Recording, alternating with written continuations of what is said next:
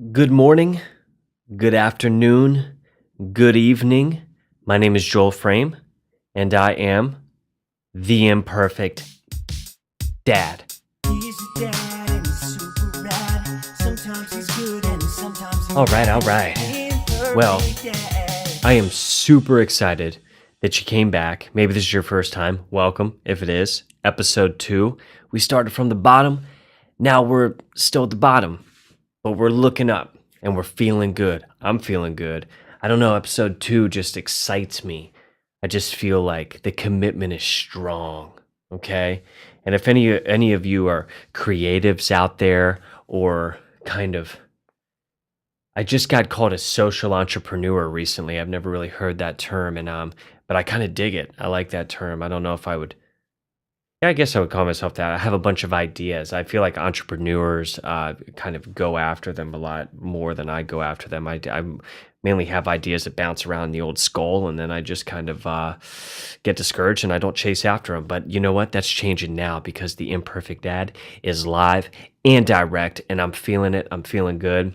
It is Monday, October 2nd, that I'm shooting this.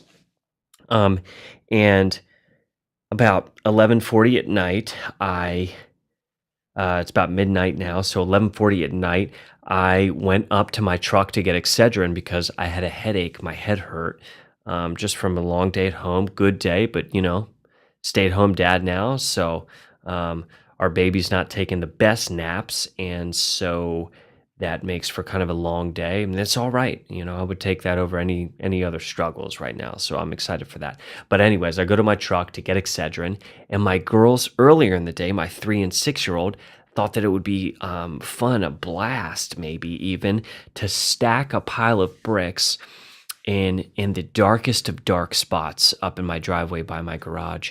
And I was walking very briskly, if you will, and I kicked the bricks, and so hard that they scattered about. And every toe on my left foot is broken.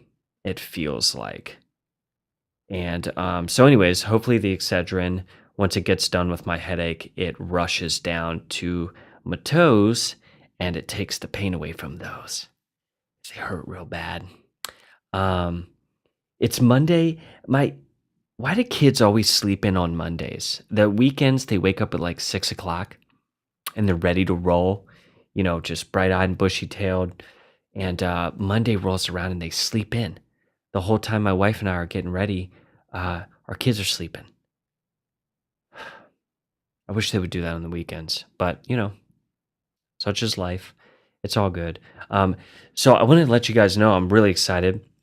I was driving through the neighborhood the other day and I saw a CrossFit gym is going in my neighborhood. And I got super jazzed because I just feel like just it being here, I feel stronger. I'm not going to join it. I just like driving past it makes me feel good. When I look at it, it makes me feel good. And I just feel like the neighborhood's stronger for it. I don't know. I don't have a lot of time for like flipping tractor tires and stuff. I got diapers to change and things to do, but not knock on any parents who do CrossFit, and you're just more dedicated than me. I could probably find the time to swing 200-pound ropes around and stuff, but I just don't really want to.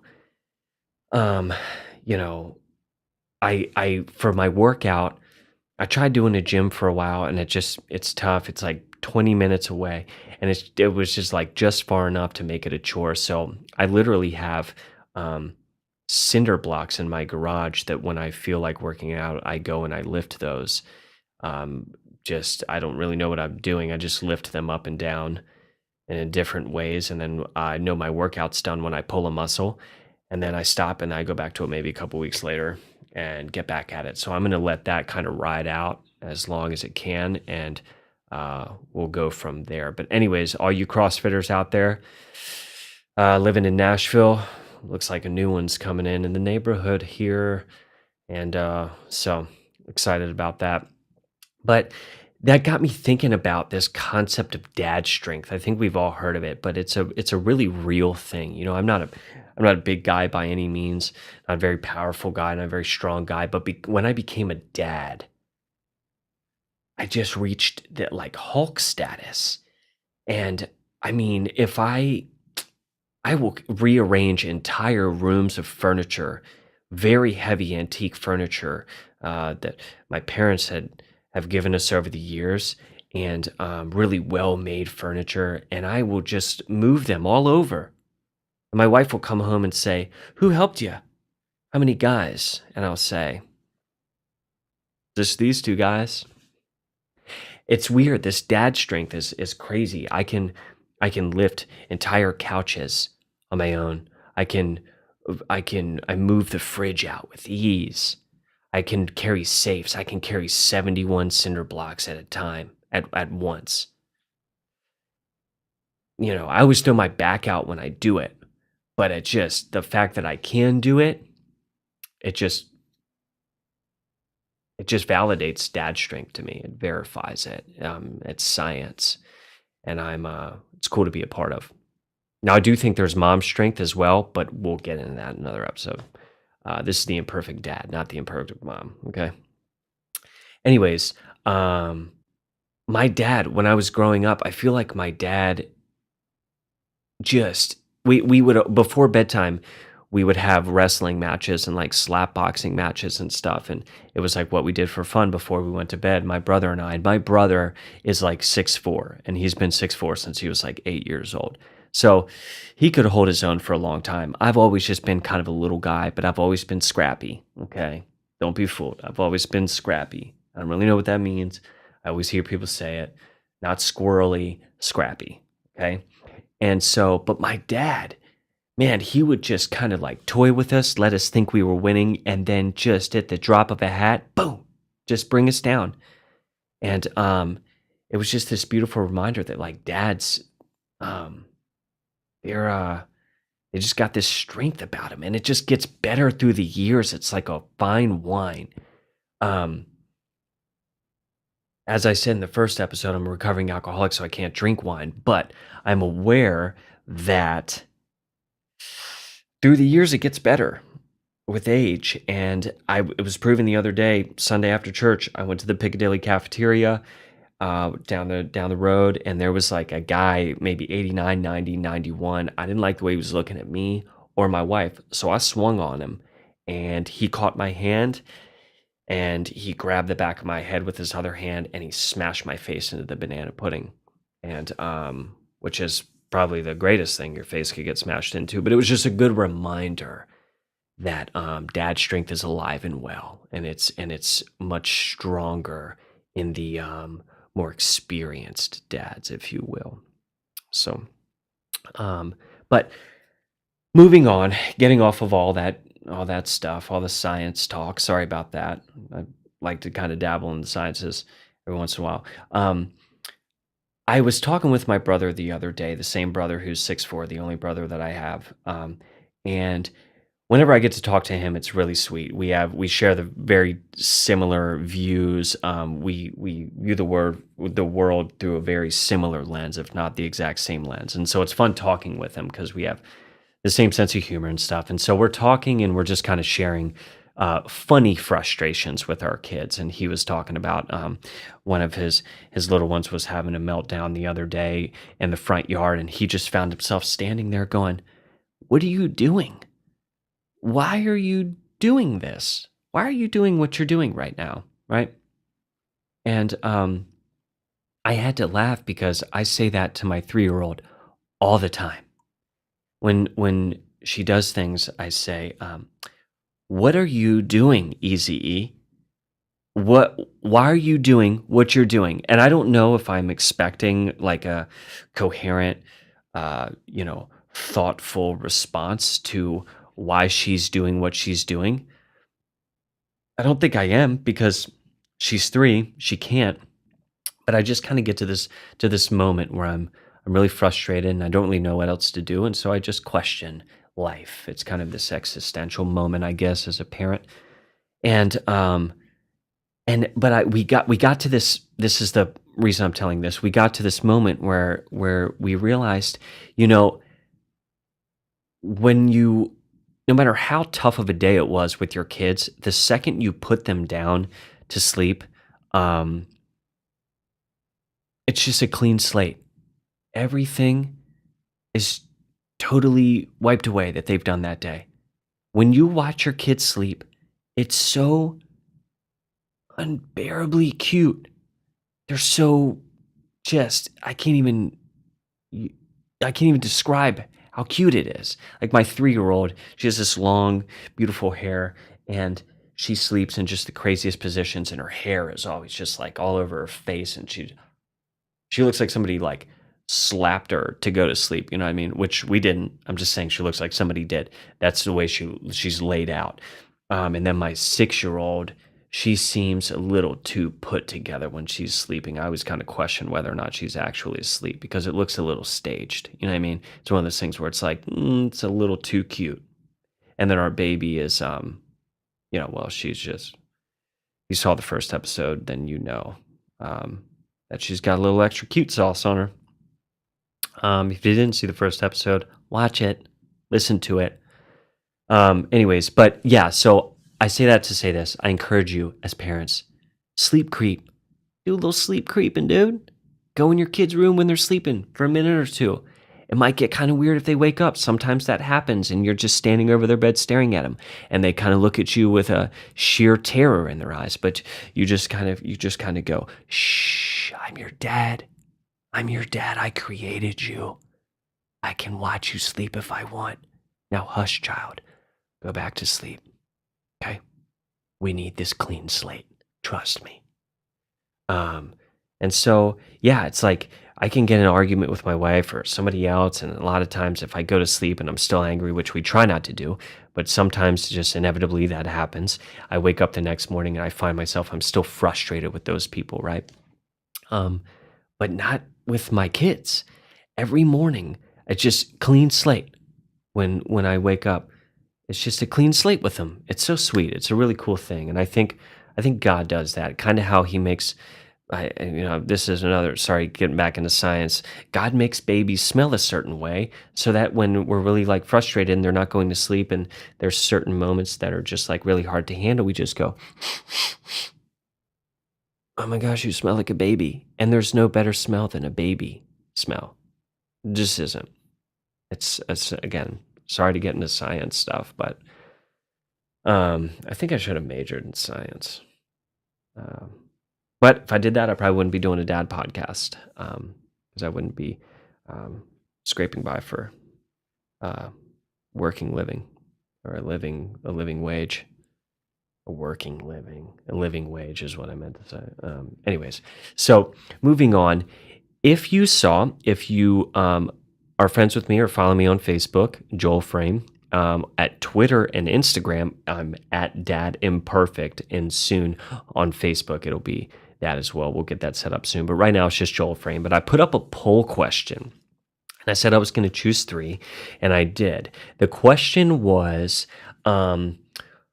what is the most annoying cliche thing that annoying slash cliche thing that someone has said to you when they found out that either that you were engaged, getting married, or that you were pregnant? And so I got a ton of responses, way more than I expected to get, and I wanted so badly to read all of them. So everybody who wrote a response, thank you so much. I loved the conversation around it. And I felt like we had a cool little support community going on. People going, yeah, that's been said to me too. Blah, blah, blah. It was really cool. So I'm going to keep asking the poll questions, keep responding. And I trust me, you'll get up on one of the episodes. But I picked 3 that I felt were kind of ones that I wanted to talk about. And the first one is from Caitlin. And she wrote, she has 3 girls, like our family, and she wrote, "Oh my, 3 girls. Your poor husband. I bet he wants a boy." Now, as a dad of 3 girls, I can say I get this all the time, arguably every day. people saying things like, "You gonna keep trying for a boy?" Or, "Oh, you're outnumbered," right? Constantly, every day. Today I was getting my oil changed, and this sweet little old lady, I loved her so much, I wanted to just put her in my pocket and just put her down for a nap later. She was so cute. Um, she said it to me, and for a moment I thought, "You're not so cute anymore." But then she smiled at my kids, and I realized you're just a little sweet little old lady. So people don't mean bad by it, but it's just super annoying. Uh, no, I don't wish I had a boy. I'm very happy with the 3 girls, and Caitlin, I'm sure your husband, uh, is very happy with your 3 girls. In fact, I know he is. We're proud to be dads of girls. I don't even know what I would do with a boy.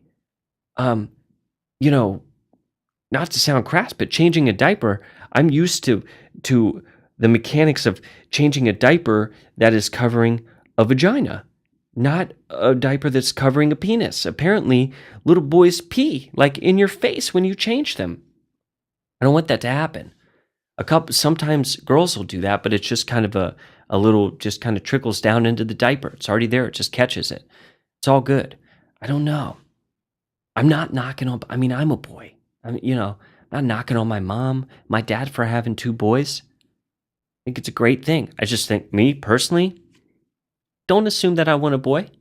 If I'll tell you if I want one, okay? If God decides to bring one into our life, I will be ecstatic. I will be so happy. But I'm just concerned about having just healthy kids and kids who grow up to be wonderful, loving people. And anyways, so we're going to get to number 2. This one is from Amanda. And Amanda and her family has an adopted son, or they have an adopted son, and somebody said to her, "It must be so hard to love a child like that." Dude, real talk. I'm on some Mayweather McGregor talk right now. Okay, if you don't know what that is, Google it. I'm on some Mayweather McGregor talk right now. If I heard someone say that to a family who had an adopted kid, or our family, we're at the tail end of the fostering process, going through all that jazz. Um, if someone said that to me, or I heard someone say that to someone else, dude, Mayweather McGregor, fight 2. I'm Mayweather. They'd be McGregor. They wouldn't last to the 10th round. It would end at the first. As soon as the ref goes, let's get it on. Knockout. Done. Dunzo. Lights out.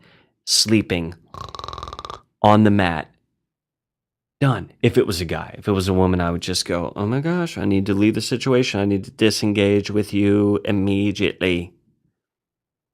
It's amazing what people think that they can say to other people, especially people that they don't even know. What do you mean? It must be so hard to love a child like that. A child like what? When you adopt a child, that child becomes your son or daughter just as much that as if you had a biological kid. And if you do have biological kids and you adopt a kid, they are, I trust me, I speak for every parent who has adopted children when I say that their adopted children and their biological children in their hearts and in their eyes are absolutely equals.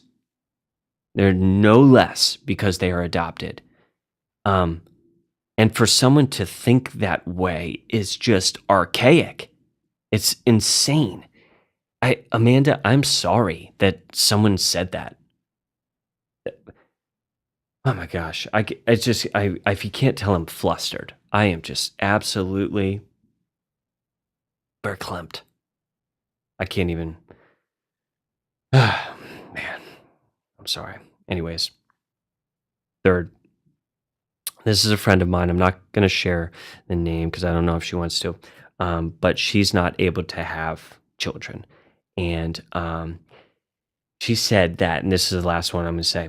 She said that people will say to her regularly, "When are you going to have kids?" And I just feel like we've got to be more sensitive to women and men, in knowing that this is a journey and there are a lot of obstacles for a lot of people. Some people can just they just pop babies out, man. Look at the Duggars. I mean, that shouldn't even be legal. It's insane. Too many kids, dude. That's like a state. It's like the 51st state now. Duggerconsin. Duggerconsin. Duggerson. The 51st state. There's too many people. Okay, some people can just pop kids out like that. God bless them. I shouldn't hate on them. It shouldn't be illegal. They're great people. Probably. I don't know. I don't know anything about them. But anyways, other people can't do that.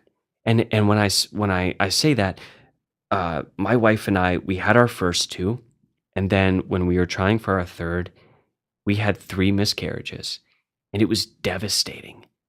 It was one of the toughest things that I've ever had to deal with in my entire life, and we already had 2 children. There are people out there who don't have any, and they're struggling and they don't know if they're going to be able to, or they found out that they can't. And that's a really tough thing to deal with. And so when you just walk around throwing out funny little, when are you going to have kids? So you're not going to have anybody to take care of you when you're old. It's just, it's crazy. We got to think before we say stuff. Shut up. Golly. My friend, though, who this was said to, I know her well, and I well enough to know that she's had some really good comebacks, and I bet the people who have said that to her walked away going, "Yikes!" I shouldn't have said that. She's really sweet. I'm not saying that. I'm saying she's just really witty, and she's got some great comebacks. And so, my friend, have at 'em. When they say that to you, have at 'em. You know, when are you gonna have kids? And then the response could be, I don't know, when are you gonna stop being dumb? When are you just gonna stop being so nosy? Don't worry, okay? People will get to their things on their time, and when they invite you into the conversation, then you can have at it. I lied. I'm going to say one more from my personal life, and we're going to close out with this. When we were pregnant with our second, well, my wife was, I know a lot of people hate when people say it like that. When my wife was pregnant with our second, I did have sympathy pains, okay? My stomach, my belly hurt a lot, but I have IBS, so it could have been contributed to that. But regardless, when we were expecting our second as a couple, we already had one. So for you math people out there, you got that immediately. I'm not really a math person, so sometimes it needs to get broken down like that. We were having our second, which meant we already had one. And so a coworker said to me, "Oh, now you'll really be a dad." And you know how when you say stuff to dogs and their ears do the kind of weird thing and they turn their head to the side super far when you're like, "You want a bone? You want a bone? You want a little milk bone? Want a milk bone?" And they look at you like, "What are you saying?" It's just like that Gary Larson cartoon. It's like blah blah blah blah blah blah blah bone, blah blah blah blah blah blah blah bone. That's all they're hearing. So they're just kind of turning their head. It's kind of how I was. It was like, "Oh, now you'll really be a dad." And I just kind of looked, cocked my head to the side about a 90-degree angle. My ears did a little alfalfa spinaroo. And I thought, for real? Now I'll really be a dad? You mean I haven't spent the last 2.5 years, sleep deprived and dealing with blowouts and onesies? Our first kid, oh my gosh, she must have blown out 2 onesies a day for like a year and a half. It was evil. It was the type of blowouts where you just throw the onesie out. Darkness. Darkness. You just got to throw some of them out. Parents, holler if you hear me. I know you feel me on that one. That's how our first kid was. And, and ear infections. And she spent time in the hospital with pneumonia and RSV and just I had a panic attack on the plane getting back to her because I was in North Carolina doing something, and I had to get back to her, and she was in the hospital, and like, and the worst thing is too, my she wouldn't breastfeed. Our oldest daughter wouldn't breastfeed when she was a baby because my wife, and preface to this, my wife has signed off on everything that I'm about to say. Okay, some of you are like, "Uh-oh," and you should be like, "Uh-oh." She has signed off on everything. She knows everything that I'm going to say, and she loves it. We're a very open couple. Okay, so anyways, uh, my wife's milk production is, how should I say this? Astronomical, out of this world.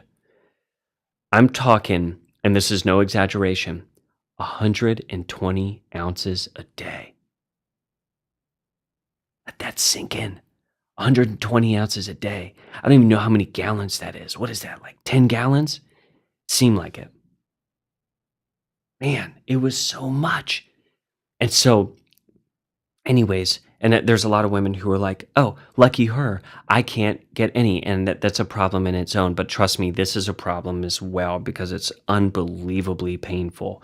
And um and so her flow was too strong, and so our first, she just couldn't handle it. It was like trying to drink out of a fire hose. You know what I'm saying? It was like she had the kind of flow. It was like Jay-Z on Reasonable Doubt. I mean, it was just that flow where you're like, wow, whoa, just the dopest, strongest flow. That Biggie Smalls flow. Okay? It was like that. So she had to pump and I had to feed her, which I'm so thankful for. Glad I got that time. But still, it was a lot of sleep deprivation because every 2 to 3 hours at night, we would wake up and I would have to go make a bottle and feed Nellie, and then my wife would pump. And so she would be like in the gliding chair, just looking at me like a zombie, just like with those things, just milk jugs. And I was just sitting on the bed, just, trying to, keep my eyes open long enough for my kid to finish the bottle. And so, yeah, I was a dad already after one. Parents of 19 and counting, Duggar style, or parents of just one. We're all parents. We're all in the trenches. We are in the foxhole, throwing grenades out. I don't know what that means or what that's analogous for, but we're in it. We're on the front lines. 1, 2, 3, it doesn't matter. So the moral of this story is, and the way I want to finish this podcast up with is watch what you say to people. Don't say anything unless I see, no, not even. If I'm in Walmart and a baby is crowning out of an obviously pregnant woman, I won't say a word about the baby or the pregnancy. Now I'll run there to help out, catch the baby, but I'm not saying crap until that mom goes, "Yeah, I was pregnant and now here's my baby." And then I go, "Oh, I didn't know. She's such a beautiful baby. He's such a beautiful baby. Oh my gosh, I'm so happy for you." Wow. If I see people who I think are pregnant, I don't say anything. Even if they invite me in, I take it as a trap. I don't even respond. I just shut down. Ooh, I'm carrying this baby. I'm 8 months along. I'm just like, have a good day. I don't even respond. And that's how we should all be. Don't even, just stay away from the topic unless they then invite you into the conversation. Okay? Let's try and just be smarter about our conversations and what we're saying to people. There were so many other crazy things, like people saying, "Are you sure there's only one in there?" Oh my gosh. I can't even, I got to stop it here because I'm just going to start rambling on them and start getting really frustrated. And I love you guys so much. I love you so much. I really do. Episode 2, we finished it. That means the next one's what? 3. Episode 3 comes after 2. Okay? If you haven't watched episode 1, go to it. YouTube channel, The Imperfect Dad. Follow me on Twitter and Instagram at Dad Imperfect, DADIMPERFECT. And I do this like it's going to show up on the screen, but it's not going to. It's probably down around here somewhere. Or down around here, or up here somewhere. I don't know. But I love you guys so much. Thank you for coming on this journey so far with me. Let's keep it. Let's take this thing worldwide, okay? Share this. Subscribe on YouTube. You can download it on iTunes too, just the audio version. Subscribe, like it, rate it, review it. Do everything you can. Let's take this thing worldwide, baby. I'm taking everybody with me, okay? All right. I love you guys so much. Thanks for watching. Thanks for listening. This is Joel Frame, The Imperfect Dad, signing out.